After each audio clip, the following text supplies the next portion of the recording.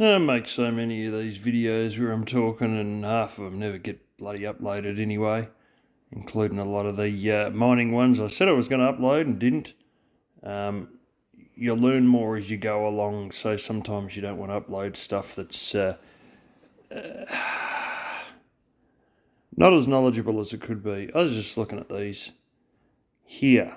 This is a Ben Muller video. He's going to buy back a hotel that he built that's maybe not doing so well as a hotel, and they're going to try and turn it into from hotel rooms into like an apartment complex for, like 1 to 6 month rental. And they're showing the breakfast dining area of the current hotel that, they originally built, and they're looking to buy back off the person they sold it to because she's most likely not working too well as a hotel. Anyways, it's interesting with China what's going on. It sort of proves the point that a lot of the wealth comes from the West. India, a lot of stuff's moving to India, but not everything, because it's not the best. India has a weird culture with all the caste system. You got a lot of lazy rich, and I mean properly lazy rich, and some who are incredibly incompetent. You come across them here in Australia quite a bit, as a lot of them are coming over here as migrants. China, followed by India, followed by Russia, have got some of the largest amount of millionaires leaving the country. Many of these Chinese and Indians are coming here. But the more interesting thing is, not only is there a real estate collapse in China that's really starting properly, they're now selling. This is not a joke. There's a guy who has an online store in China, and he sells a lot of different small things. And, there's a lot of different stock of different colours and different bits and pieces. And I think they're all fairly small items, only probably a few inches by a few inches. And he's realising he's having a bit of trouble fitting it all in to where he's living, or the premises he's got, because it's, he needs to keep stuff in stock to be able to keep sending stuff out. But the city he's in is like the state capital, and so there's like a fairly high rent price. What he found is that in the north of his state, in another large city, and I mean, it's not a small city, this is a city that you could probably fit 2-3 million people in, they don't have as much work, and it's sort of, it's not as a grandiose city. And he went up there and said, you know what, I could buy a bunch of apartments, store all the stuff up here, because it's as cheap as bloody dirt to buy. And now you're thinking, like, these apartments, they're like $500,000 each and stuff like this and more in the state capital. Now, this other city in the north of the state, he bought some apartments, and there's a high chance that he's probably going to employ someone to fulfill his orders up in that part, because A, they'll be grateful for the work, B, it's a good place to have everything stored because the buildings are cheap. Now, if they're $500,000 in the state capital, what do you reckon they're going to be? Even if they're 300,000 in the state capital, which is like 10 years ago prices, which they won't be, what is it going to be for this other city that's sort of a bit of a not too good, not ghost city, but just not going so well? Way too many apartments, nowhere near enough people, because there's nowhere near enough work. He bought these apartments for $205 Australian. That works out about 140 US dollars per apartment. I'm saying this is a full fucking apartment with a kitchen and bedrooms, all that shit, bathroom, the whole lot. 140 US. He bought 8 of the fuckers. He said, I am buying apartments for less than you can buy a smartphone. He said, you can't even get a smartphone for what I'm buying these apartments for. Now, technically you can, but if you want a good one like a Samsung or something, yeah. Anyway, 140 US, 105 Australian dollars. It's a joke. The property collapse has come. Steel prices, as I fully suspected, are starting to drop. Because China taken so much steel, if they're not building all these new high-speed rail and new apartments, I mean, that's a lot of these steel guys. They have it for manufacturing. Yeah, well, you're still wrong because all the manufacturing's moving out.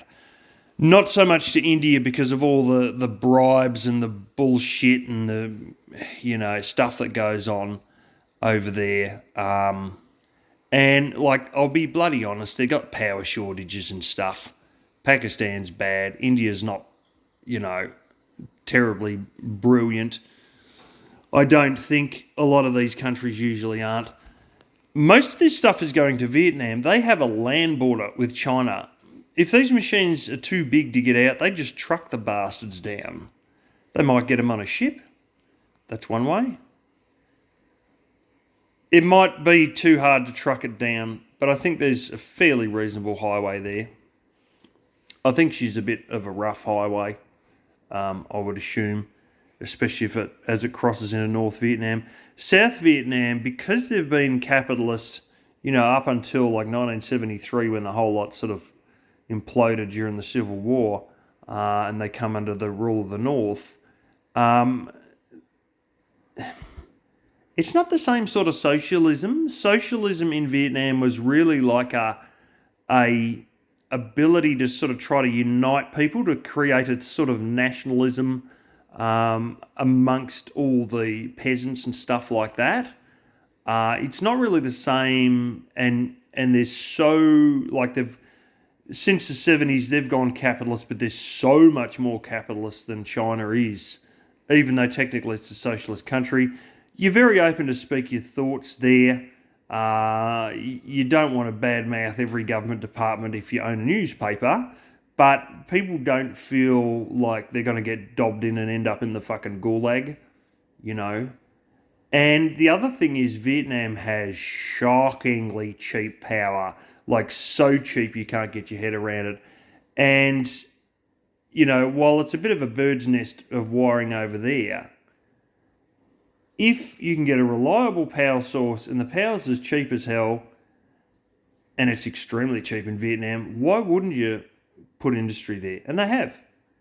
And Samsung has created really strong partnerships, and America is starting to as well.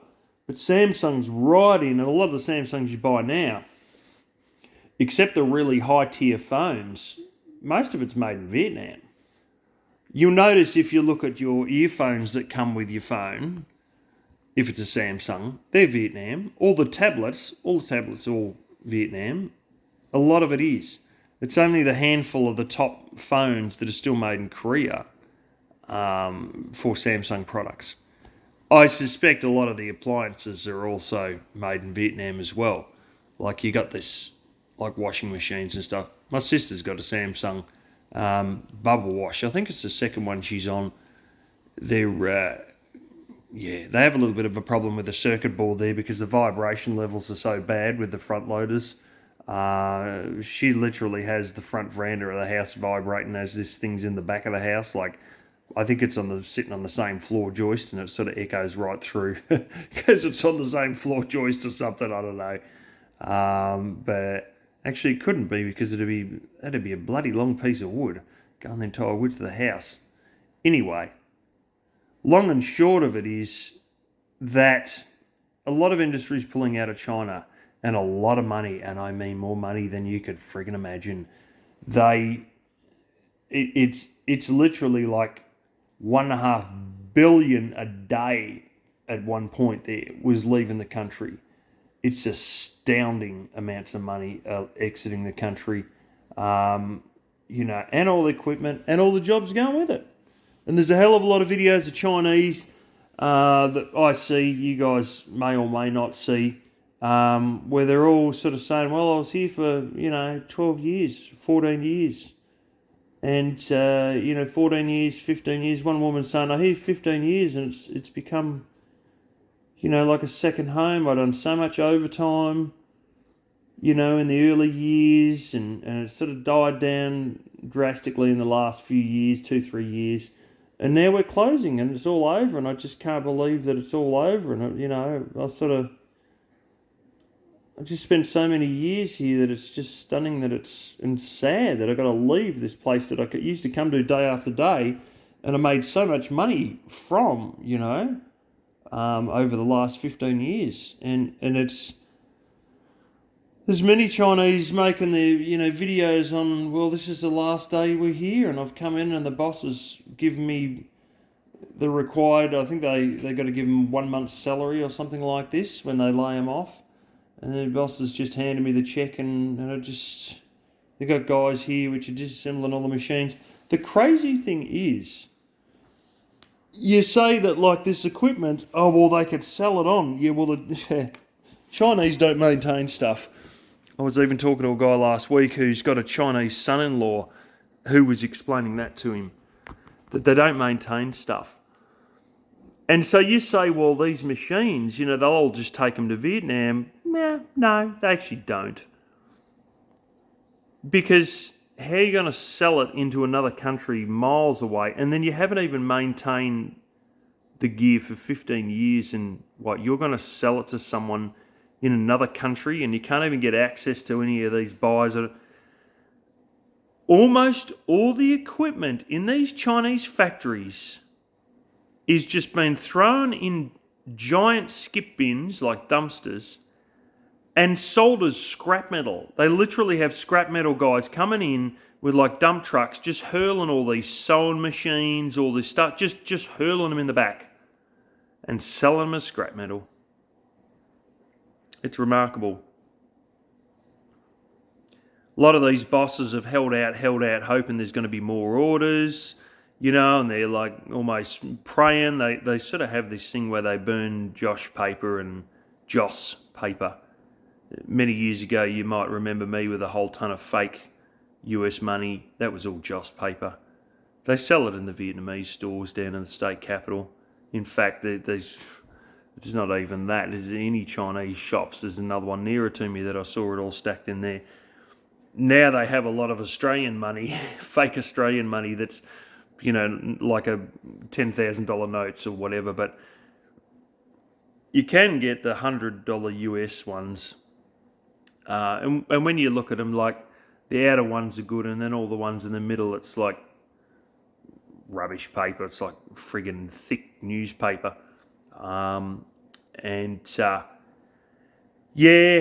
The long and short of it is they're all been, praying to their relatives and whoever else that it all works out, and it hasn't. And these guys are sat there and they've ran through all their savings trying to keep some of these factories open and just hoping that it's going to bounce back, and it doesn't. Some of them are left in debt because of it. And some of them are trying to sit there saying, well, I don't want to pay the rent. I mean, I paid your rent for 15 years, and can't you just accept that I didn't pay the last 2 months, and just take it on the chin sort of thing? And the smart ones realised what was happening, and they got out early, and most of those are left China in general. The other ones that didn't want the dream to end hung on till it fell in a hole, they lost all their savings, and it all collapsed. There's a lot of arrogance with the Chinese because it's a different culture. It's a culture of fear, where the biggest bully wins, and this has always been the case for the communist years. And people blame that on communism, and that's why people like this, because no, it was bloody like that before. They lie and burn other people, and that's the other person's fault because they're dumb. They bully people to get their own way, and that's just what you got to do because, and North Korea runs on a very similar thing where there's guys there who want to marry a girl, and instead of trying to befriend her and be nice to her, they hang around with her a lot, but instead of trying to woo her, they actually threaten to kill her or kill themselves or both if you won't be my girlfriend. And the girls are pressured into these relationships. Now, what a fucking toxic fucking existence, you know? Why I'm showing the waffle irons here is because there's an American who was on a ship cruise or somewhere on holiday, and there was a whole bunch of Chinese in the same place, and he was trying to make waffles for breakfast in this exact sort of machine that you're seeing here. And he'd pour it in, and when the alarm go off, bloody Chinese would come up and grab him. And he said, friggin' more than half of the ones I made, trying to make them for myself to have breakfast, bloody Chinese would just jump up, grab it out, and walk off with it. Don't reload it for the next person. Don't let him get his one that he poured in, pour your own one in and wait. No, they just keep stealing his. And it's part of this arrogance of pushing people round, which is just a part of their culture.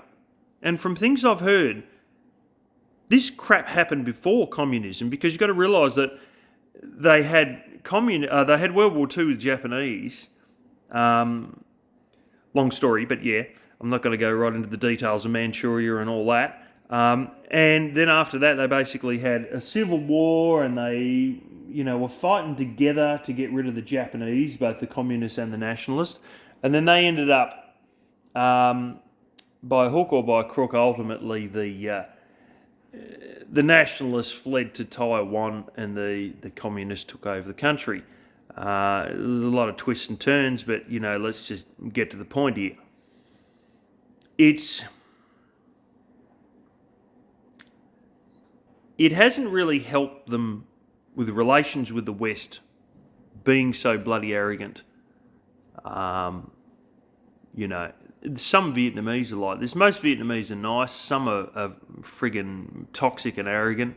But I find a good deal of them are quite nice people. But you get that odd, 10-20% that are like that. And I mean, I suppose, in a lot of cultures and countries, you get that odd 10-20% that are egotistical and arrogant sort of thing.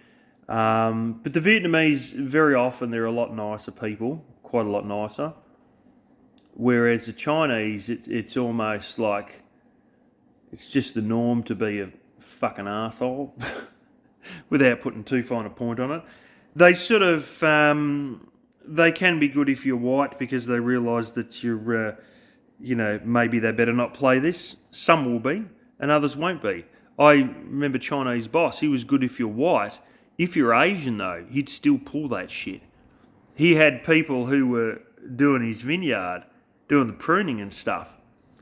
He cracked the shits and chased him out the gate, and they drove out the gate, and he went flying after him in the four-wheel drive Mercedes, more or less chased him off the fucking property after having a screaming match with him. This is what the manager was telling me. And then he comes back, the manager, and says, so who else can we employ that can do this? And he said, well, they were the only good people in the city that could do it. And then he was buggered. Then he had to get people from the state capital. That's another thing you'll see with the Chinese, is people are disposable because there's always other willing workers ready to take their place. And they get over to low population countries like Australia, and then they burn themselves. And, Chinese boss was also burning his winemaker, and this winemaker is someone that he shows a photo of himself with on his Google Maps review. But the reality is that guy has his own wine brand and actually has his own restaurant. My dad knows him personally. He's a very good winemaker. Long and short of it all, the rug's been pulled from under him by the West, because the West had the money, because the West had the product sales. The Chinese realised they were running into, the government realised they were running into a bit of a problem, because they were relying too heavily on exports. And there were different diplomats and stuff who'd say, this is like cheap, junky exports, like simple things. I'm not talking like Japanese building cars. I'm talking just like little minor things or electronics or whatever. That might have a lot of unskilled labour, make you a lot of money in the short term, but you guys, you've got to convert onto other stuff, and you've got to get people inside your own country consuming, because this is not something to rely on, because you can easily get burnt by India, Vietnam and all these other countries with this low-cost manufacturing. They can pull the rug from under you, and that's exactly what's happened.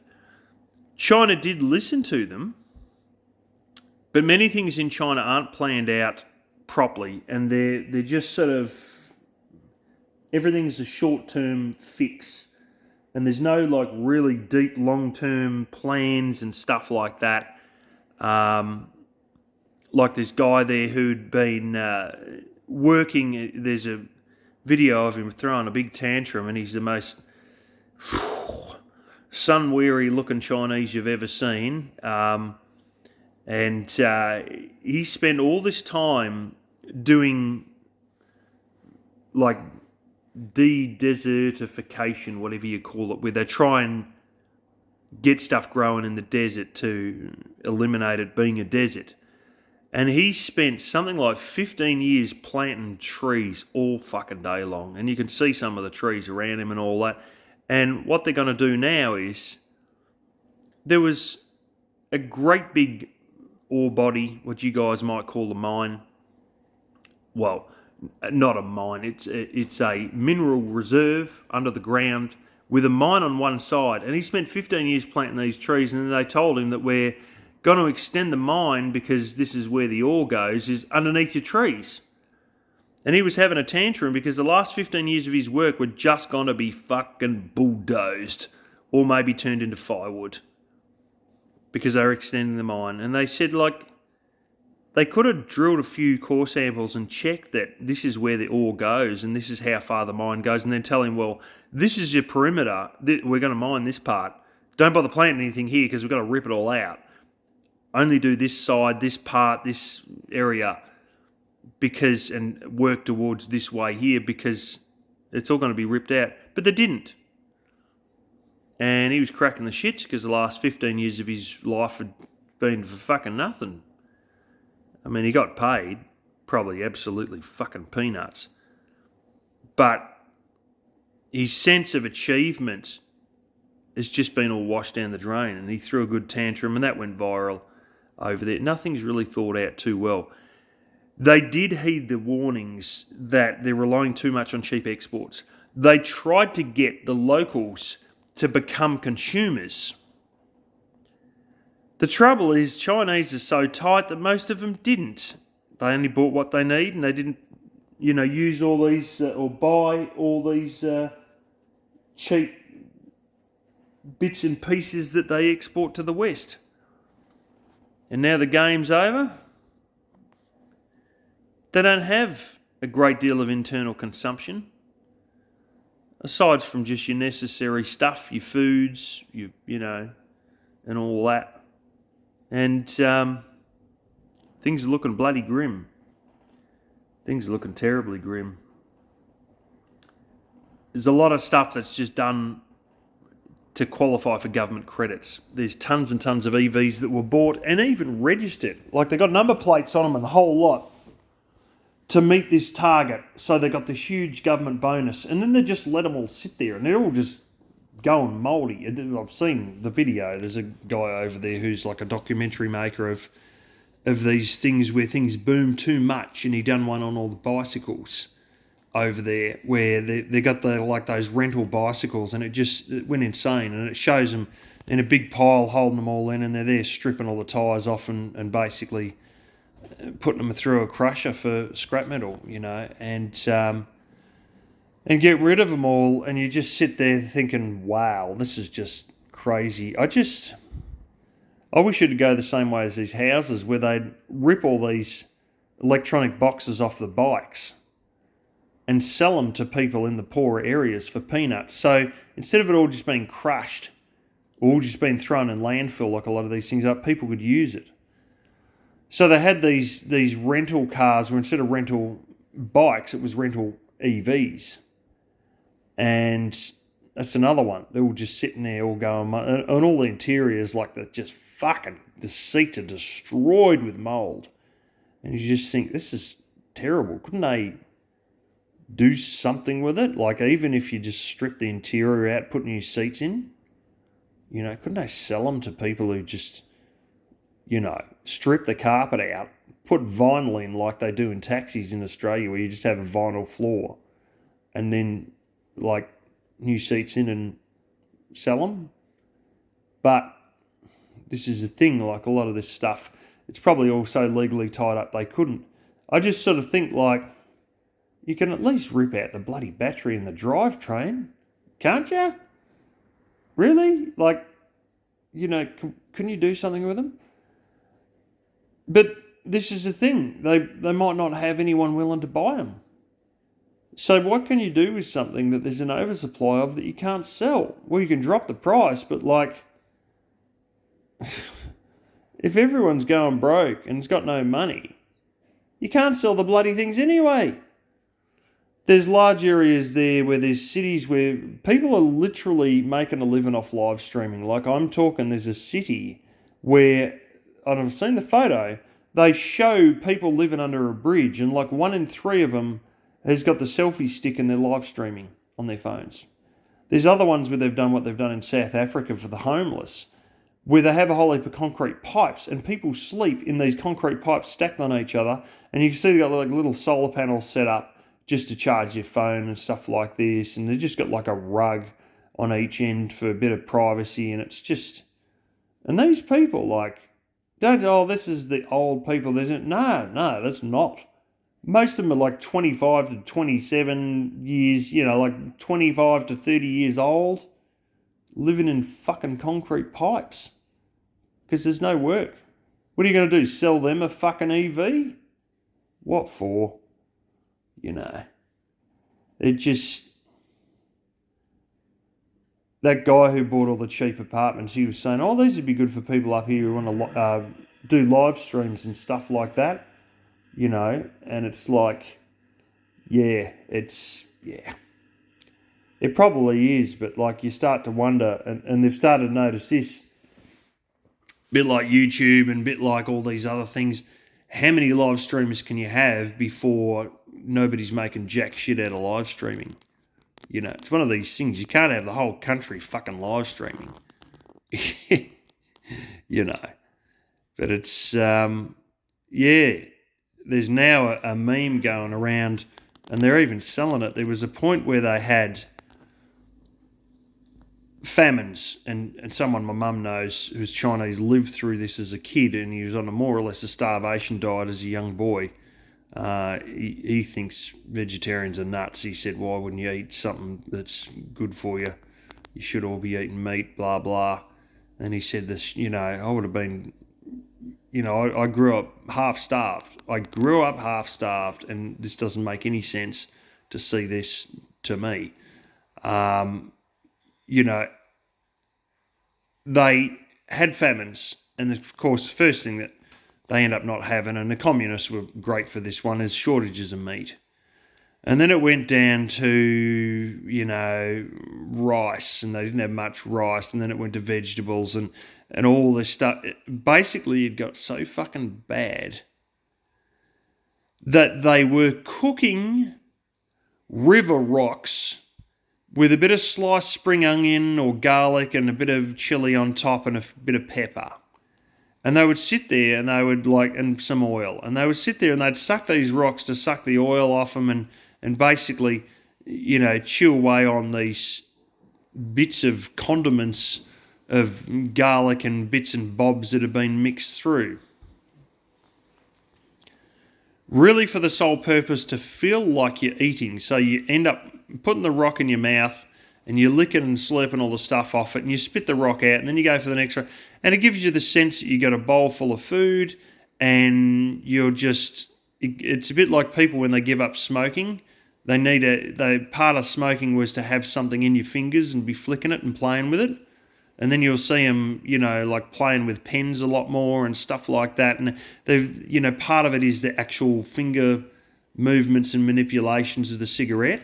And it's the same sort of a concept, but with food, where you're sucking on these rocks and playing around. There's not much real food in it, but that's what. And so some people are starting to cook and sell this as a joke, but it's really just an internet meme that, some people are buying for a laugh because people are selling it, with the saying that, like, we better get used to this because this is what we're going to go back to, and they're all fearful that, like, the rate things are going, we're going to be back to sucking rocks again because, there's going to be no money here and we're looking down the barrel at famine. And some people are taking it as a bit of a joke, and these people who are already homeless are sort of, and like 25 to 30 years old, they're taking it seriously. They're like, guys, stop joking about this because I don't want to think about it because I'm already fucking low as hell as it is. I'm already without a home. How long is it going to be till I'm fucking doing this for real? Don't joke, it's serious. And other people are just joking about it. And of course, there's a few places that are selling it almost just as a bit of a sensation, and they're just riding the joke, riding the sensation. But it's scary stuff. But, they're... Chinese retire fairly early. I think in Greece, when it all come out with all the Greek financial crisis, they're retiring at age 53. But I think in China, you think what, they work till they're 80? Nah, 57 I think it is. I'm fairly certain it's either 55 or I'm pretty certain it's 57. They retire early. And there's worries there that they're going to run out of money. And then, you won't have a job and your grandma will be coming to you saying, well, I'm fucking starving as well. You got to help me. And then you're sitting there going, fuck this. They're having a big push on, like everything that's unplanned as fucking Japan's the same. They're worried about the, there's a name for it, where they have a generational collapse. It's a population decline problem. Because what a lot of people don't realise is a lot of these things like the pension, and it's very obvious here in Australia because we're, open financially about this. And when you think about it, most places are like this. And I think the US is probably very similar from what I've heard. The taxes you pay today pay the current pension. My father always used to say, well, I'm paying for, his parents died years ago, but I'm paying for my wife's parents.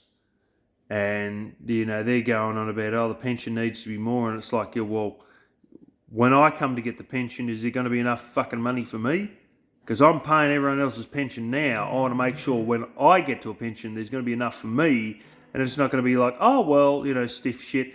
And then I'm looking at the same boat where I'm essentially on the best wage I've ever had in my fucking life. I got a pay rise, $38.84 an hour. You couldn't fucking make this shit up. And they seem to like me and want to keep me in. My damn toes are going permanently numb on the end, but hey, particularly the big right toe. But I can't ignore the fucking money, and there's a couple of things I'm not doing right, but people are sort of, telling me, and I'm sort of listening, and work's going from being a real drudge to I sort of get into the swing of it now. I'm usually given the same job every day, and I get in the swing of it. But as I'm sitting there with my toes still turning to shit, even with heated fucking insoles and the boots that I'm literally wearing right now, I'm forking out, it's about $300 a week tax. And so I want to know that they're not going to keep up in the pension age and I'm retiring at 75 and dying at fucking 77, I'm looking down the barrel of the same thing. But with China, because of the one-child policy, it's so acute, they're fucked. Of course, they didn't prepare for it, did they? They had a two-child policy come out and people said, well, what we should do is just open the floodgates on it all. And they said, no. And then a year later, they made it three-child. And they said, well, what the fuck are we doing? Just like, how many kids is someone going to have? Just make it open. Not everybody's going to have fucking 10 kids all of a sudden. And then 6 months later, they said, okay, we'll make it open. And now they're trying to pay money to people to have kids, but this is at the same time that everyone's losing their fucking job and going homeless. And it's all too late. The kids that are, you get pregnant today, it's going to be 21 years until that kid's fucking working, paying taxes. I mean, really? If they go to college, it'd be fucking 25 years. So it's all too little too late. They should have seen this coming down the pipeline, but like China, they never do, and they make a big rush when it's all fucking too late. And now they've got that, and like they're talking, it's not that far off at all. It might be another 5 years, 7 years till, and it's likely only 5 years till the whole pension system starts to collapse. And if you were a peasant worker in the country, you're already getting something pathetic like $15 US per month, and you're meant to fucking live on that. A guy who goes out shopping with people and says, what's your usual, like your weekly shopping buy? And he goes out with them. He went out with one of these old ladies to do this, and they bought her weekly buy was actually her monthly buy. And they're saying, like, how are you going to live on this, da-da-da-da-da? And then all the comments got talking, well, my grandmother gets the same amount, this, that, and the other. It caused so much of a hubbub, they wiped this guy's whole channel and tried to wipe him off the internet completely because they don't want the younger city populace to know how bad the pension is for older people while they're gallivanting around the fucking,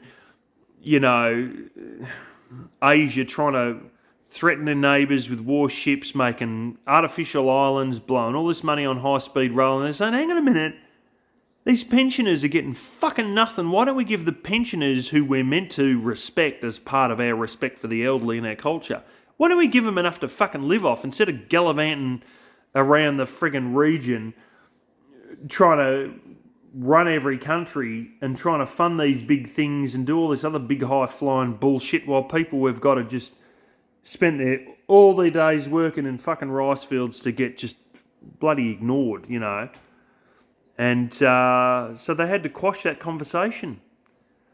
Even though it's well known amongst certain areas of the country that this is what they get. They get fucking nothing. And then at the end of the day, they're not likely to be able to even hold their pension system up for another 5 fucking years. That's astounding. The thing is, they had this big Belt and Road initiative. Something like only 5% of the people are managing to keep up payments. Many claim they structured it so that when they couldn't keep up payments, it's now property of the Chinese government. And then the Chinese government could control all this shit. But, that's great. They have this foreign real estate in a country with not enough manufacturing or exports to even need these bloody ports and all this bullshit. At rates so high that everybody's just going to use the old original port because they expect something like 4 times the bloody price to use the Chinese port. At a place that's not fucking going anywhere, not doing anything, and doesn't have any booming industry. Now, aside from certain places that have got mining or products that China themselves would want, that's they're probably just now holding onto a hot potato that they can't use anyway. So they got this port, and they thought they had everybody by the throat. But then these countries they put them in aren't producing anything, thought they were going to become major manufacturers, haven't, probably won't, not at least for another 20 years, in which case that port's going to just collapse and fall in the sea because they're all built so badly. Aside from some of these African miners mining cobalt and stuff like this, it's probably never going to get bloody used in any large sense. So now they've got all these foreign assets that are fucking useless, that they didn't get payments on, that they effectively repossessed, but they still can't make any money off of it. Dumbass. So there you go. There's and the other big kicker of this is how much mined product from Africa and this and that and steel and fucking coal and whatever else are they going to need if there's no factories in China producing this shit? I mean, how much bloody gear are you going to need from an African country to import to China to manufacture stuff if everybody's buying it from bloody Vietnam, not China? Yeah. So unless that Vietnamese factory is owned by Chinese, or that Indian factory is owned by Chinese, it's not going back to China anyway.